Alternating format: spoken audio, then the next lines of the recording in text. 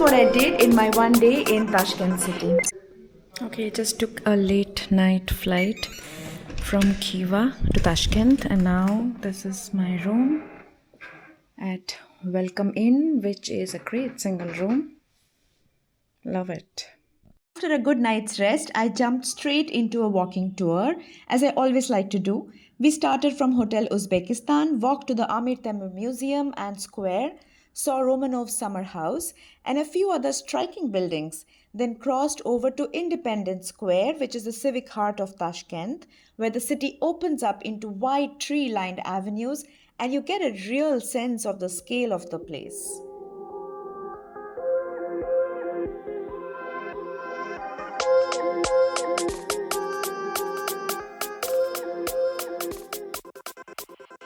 From there, we headed to Memorial Square, which honors the soldiers who died in World War II and also houses a rather depressing grieving mother statue. But the square itself is lush, full of mulberry trees, and that's not a surprise.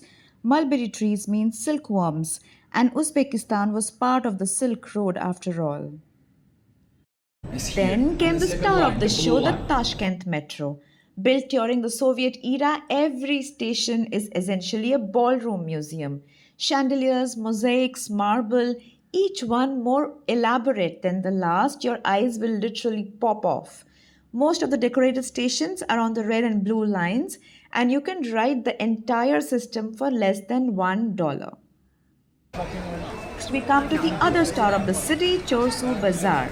The dome is packed with food and produce so much noise, so much halla, and there's bread being made inside and outside, clothing stalls, and more food and stuff everywhere you look.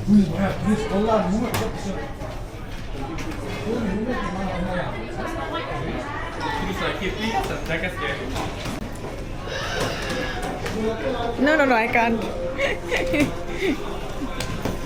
Oops.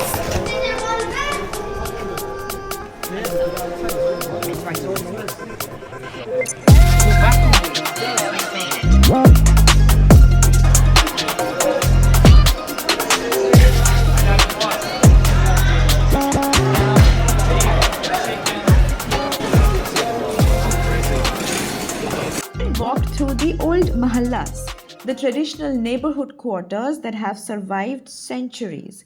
What remains gives you a rare glimpse into how Tashkent looked before the 1966 earthquake that leveled much of the old city.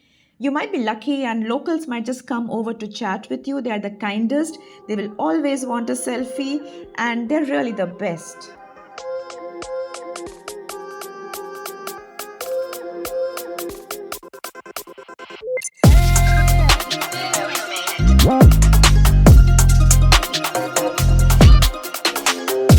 This walk brought us to the Hazrati Imam Complex and the Center for Islamic Civilization, both very impressive, but in their different ways.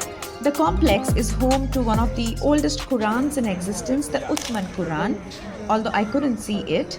The Center for Islamic Civilization is new, very recently built, but much grander in scale, and it showcases the Islamic heritage and scholarly tradition of Central Asia. Overall, it's a lovely area to walk around in, and if you can, stay on in the evening for the light show at the center.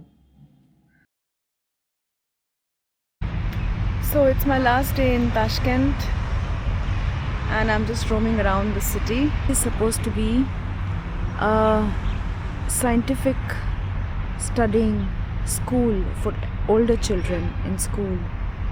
I mean, who wouldn't want to study somewhere like this? And look at the number of cherry blossom trees here. Like, you don't have to go to Japan anymore to see cherry blossoms. Just taking a breather before I need to go back to the hotel. I think I would miss this city. It's such a beautiful city.